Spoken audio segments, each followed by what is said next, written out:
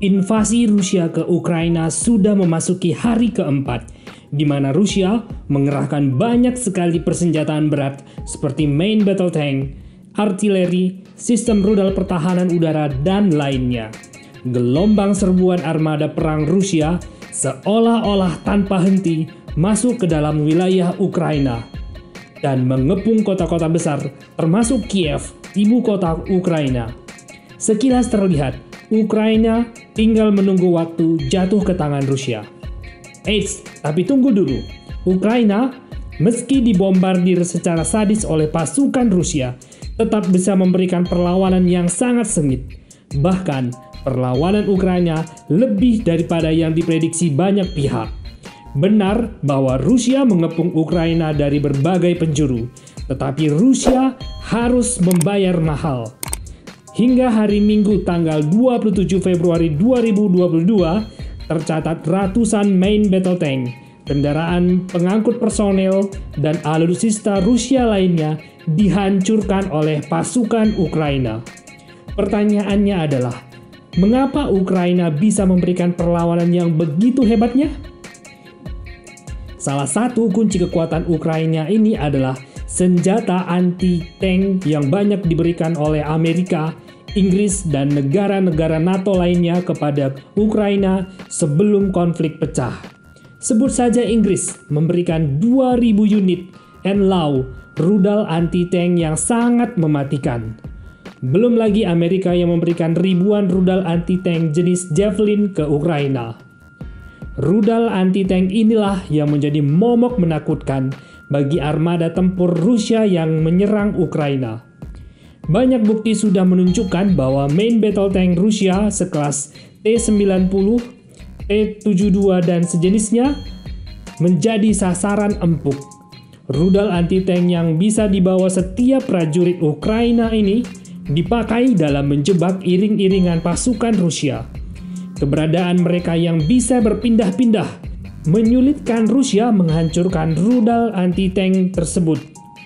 Bahkan serangan bombardir rudal besar-besaran yang dilakukan Rusia ke seluruh wilayah Ukraina tidak bisa menghilangkan pasukan anti-tank Ukraina ini. Selain kehadiran rudal anti-tank ini, strategi perang Ukraina juga benar-benar memberikan pukulan keras ke Rusia. Ukraina tahu bahwa armada perang Rusia di garis depan membutuhkan suplai bahan bakar, senjata, dan perbekalan prajurit untuk terus bertempur. Nah, cerdiknya, pasukan anti-tank Ukraina memburu bala bantuan logistik Rusia yang datang belakangan. Akibatnya, pasokan bahan bakar, tambahan senjata, dan logistik prajurit Rusia di garis depan terputus. Ini berakibat fatal bagi Rusia, karena banyak main battle tank, kendaraan pengangkut personil, dan alutsista Rusia lainnya akhirnya kehabisan bahan bakar dan tidak lagi mampu bertempur. Tidak hanya itu, pasukan Rusia yang kehabisan logistik sampai harus mencuri bahan makanan di supermarket Ukraina yang telah ditinggalkan. Sebuah pemandangan yang aneh untuk angkatan perang sebesar militer Rusia. Bahkan ada beberapa kejadian menggelitik. Sebagai contoh, lihat video ini. Kendaraan pengangkut personil Rusia kehabisan bahan bakar dan mencoba meminta bantuan rakyat Ukraina yang mereka serbu. Bahkan ada kejadian kendaraan militer Rusia yang juga kehabisan bahan bakar ditinggal begitu saja dan akhirnya dicuri oleh petani di Ukraina dan dibawa ke dalam perkebunannya. Bahkan yang lebih miris lagi, ada kejadian di mana personil Rusia mendatangi kantor polisi Ukraina untuk meminta bantuan bahan bakar untuk kendaraan tempur mereka. Akibatnya sudah bisa ditebak, prajurit Rusia ini langsung ditangkap dan dijadikan tawanan perang.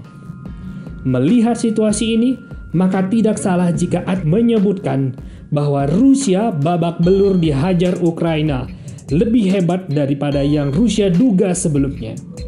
Rusia mungkin sudah hampir frustasi hingga akhirnya mau diajak berunding. Memang benar bahwa serangan Rusia juga benar-benar membuat Ukraina luluh lantak. Tapi perlawanan keras Ukraina ini di luar dugaan banyak pihak. Tapi di sisi lain, Ukraina juga diprediksi tidak akan mampu bertahan lebih lama lagi tanpa suplai senjata baru. Itulah sebabnya Ukraina gencar meminta bantuan persenjataan, terutama rudal anti-tank dari negara-negara NATO. Beberapa negara NATO sudah memberikan respon dengan mengirimkan bantuan senjata. Tanpa bantuan ini, Ukraina hanya menunggu waktu jatuh ke tangan Rusia. Inilah perang, yang kalah akan menjadi abu, yang menang akan menjadi arang. Kita berharap konflik ini segera berakhir dengan damai, agar tidak lagi bertambah korban. Sekian video kali ini, semoga video ini bermanfaat. Silahkan klik like, komen, share, dan subscribe channel Analisis Militer ini. Terima kasih.